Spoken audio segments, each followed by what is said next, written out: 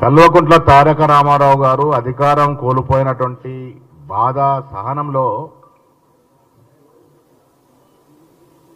ఎక్కడికక్కడ వారి కార్యకర్తలను రెచ్చగొడుతూ ప్రభుత్వం చేపడుతున్నటువంటి అభివృద్ధి కార్యక్రమాల్ని అడ్డుకోవడమే లక్ష్యంగా ముందుకు పోతా ఉన్నారు.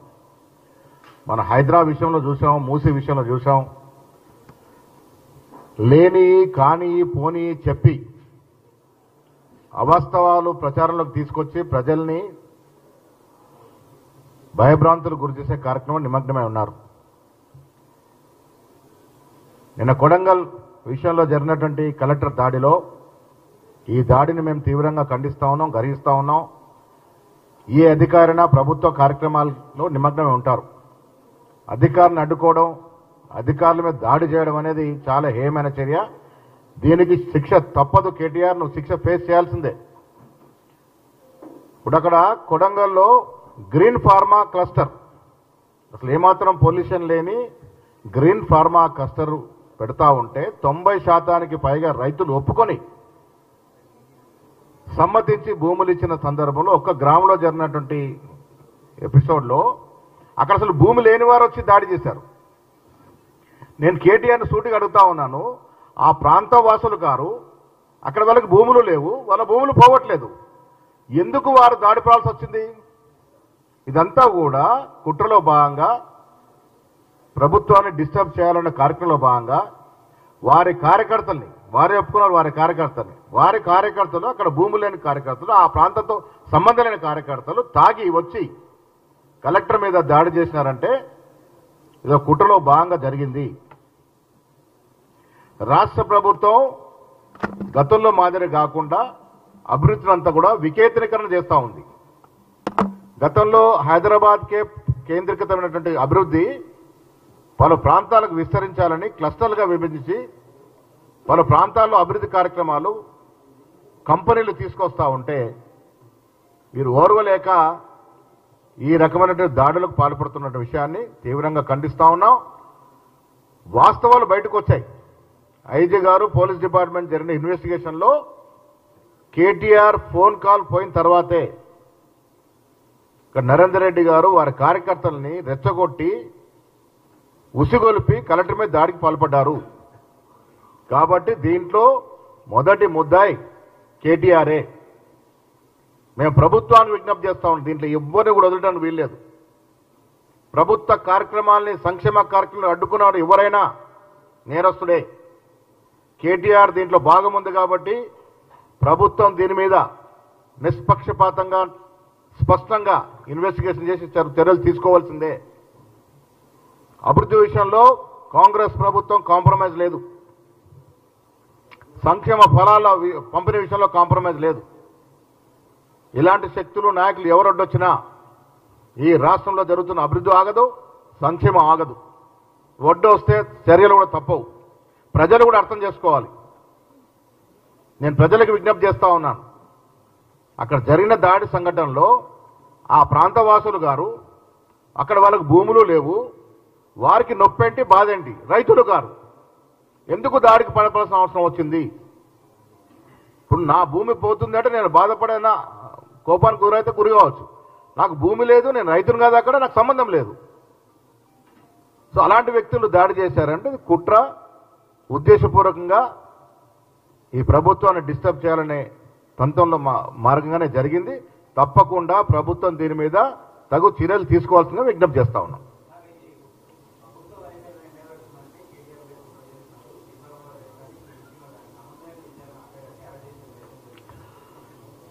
ఈ ఫార్ములా విషయంలో డబ్బులు నొక్కేశారు.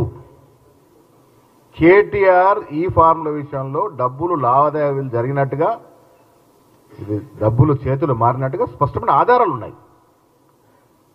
అంటే రాష్ట్ర ప్రభుత్వం యొక్క సొమ్ముని ఒక పద్ధతి పాటు లేకుండా ఇబ్బడి ముబ్బడిగా కాజేస్తే ఇంకా ఊరుకోవాలా? ప్రజలు మమ్మల్ని ఎందుకు అధికారులు తీసుకొచ్చారు? వీళ్ళ దోపిడిని అరికట్టాలని కదా, వీరు దోచుకున్న సొమ్మును తిరిగి రాబట్టాలని కదా. మరి అలా సొమ్ము దోచుకొని బాజాప్తా దాంట్లో స్పష్టమైన తర్వాత కూడా చర్యలు ఉండకుంటే ప్రజలు మమ్మల్ని క్షమించారు కదా. ఫార్ములా రేస్ కార్యక్రమంలో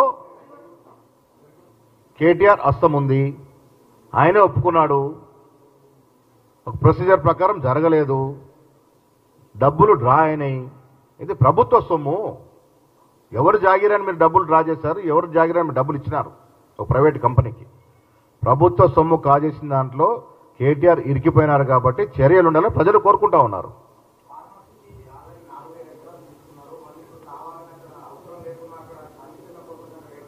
చాలా తప్పు.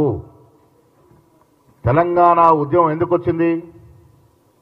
అభివృద్ధి అంతా కూడా కేంద్రీకృతమై హైదరాబాద్లో జరిగింది కాబట్టి తెలంగాణ ఉద్యమం వచ్చింది. మా ఉద్దేశం అభివృద్ధి అనేది నలుమూలలో వ్యాపించాలి, రాష్ట్రం మొత్తంగా అభివృద్ధి జరగాలి. ఒక హైదరాబాద్లోనే కాదు, అటు ఆదిలాబాద్లో కానీ, ఇటు ఖమ్మంలో కానీ, ఇటు కొడంగల్లో కానీ ప్రతి చోట ఏదో ఒక అభివృద్ధి కార్యక్రమం జరగాలి. అమెరికాను చూసి నేర్చుకుందాం మనం.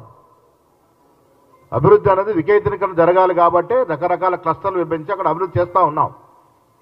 ఇది కూడా గ్రీన్ ఫార్మాస్ క్లస్టర్. ఇది ఇక్కడ పొల్యూషన్కి తావు ఉండదు. పొల్యూషన్కి తావు లేనప్పుడు మీ బాధ ఏంటి?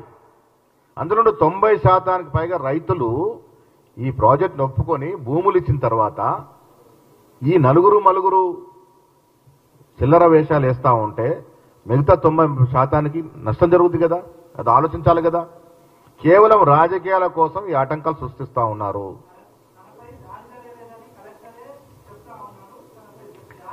వీడియోలో బాజాబ్తా కనబడతా ఉంది. కలెక్టర్ని ఏ విధంగా తోశారు, ఏ విధంగా తోపులాట జరిగింది, ఏ విధంగా కారులో ఎక్కించినారు మనం చూస్తూ ఉన్నాము. వీడియోలు సాక్ష్యాలు కనబడతా ఉన్నాయి కదా. ఏది ఏమైనా అధికారుల మీద దాడులు జరగడం అనేది ఏహేమైన చర్య. అది ఏ ప్రభుత్వంలో కానీ ఎవరు చేసినా తప్పే. అది ఎవరు ప్రోత్సహించినా, ఎవరు రెచ్చగొట్టినా అది తప్పే. పోలీస్ ఇన్వెస్టిగేషన్ ప్రకారం ఎవరు దోషులుగా తేలితే వారి మీద చర్యలుంటాయి.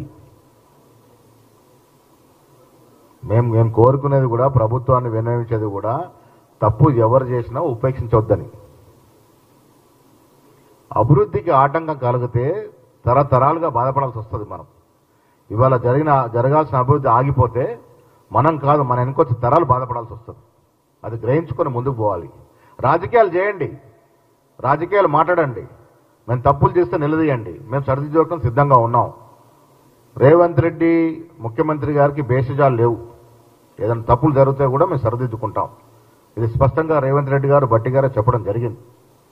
సో ఏది లేకుండా కేవలం రాజకీయాల కోసం, మీ అవసరాల కోసం ప్రజల్ని వాడుకుంటాము, ప్రజల్ని రెచ్చగొడతాము, అభివృద్ధిని ఆటుకుంటాము అంటే మాత్రం ఉపేక్షించేది లేదు. ఇది ప్రభుత్వం యొక్క స్పష్టత అనే మాట కూడా నేను స్పష్టం చేస్తా ఉన్నాను. ఎస్, డెఫినెట్గా కాంగ్రెస్ పార్టీ కార్యకర్తల కృషి వల్ల మేము అధికారంలోకి వచ్చాము. మొదటి సంవత్సరం ఉత్సవాలు ప్రతి కార్యకర్త జరుపుకుంటారు. కార్యక్రమాలు ఇవ్వబోతా ఉన్నాం. రేపటి నుండి కాంగ్రెస్ పార్టీ ఈ విజయోత్సవాలు జరుపుకుంటుంది. ప్రభుత్వ పరంగా జరిగే కార్యక్రమాల్లో కూడా కార్యకర్తలు భాగం పంచుకుంటారు. పార్టీ పరంగా కూడా కార్యక్రమాలు ఉంటాయి. బహుశా 2 కానీ 3 కానీ మేము కూడా ఒక బహిరంగ సభ పెట్టి ఈ ప్రభుత్వం సంవత్సరం పాటుగా తీసుకున్నటువంటి అభివృద్ధి సంక్షేమ ఫలాల మీద విశ్లేషించి, చర్చించి, వారు తీసుకున్న సాహసమైన నిర్ణయాల మీద హర్షం వ్యక్తం చేస్తూ వారందరినీ కూడా సన్మానించుకునే కార్యక్రమం పిసిసి చేపడుతుంది. బహుశా 16 నుంచి ఎల్లుండి నుంచి నేను జిల్లాల పర్యటన పోతాను. మొదటగా కరీంనగర్ పార్లమెంట్ల వారీగా జిల్లాల పర్యటన ఉంటుంది. మొదటి పార్లమెంట్ కరీంనగర్ 16న ఉండబోవచ్చు, 18న మెదక్. ఆ రకంగా షెడ్యూల్ మీకు ఇస్తాం.